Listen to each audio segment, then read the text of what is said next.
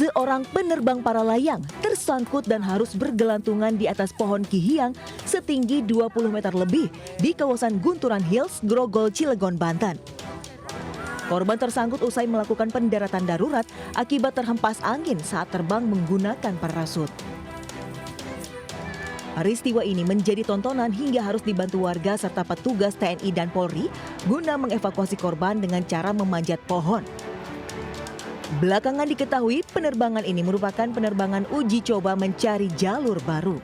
Namun ternyata angin menghempas dengan kecepatan di atas 16 km per jam hingga akhirnya tersangkut di atas pohon. Dari Cilegon, Banten, Iskandar Nasution, iNews melaporkan.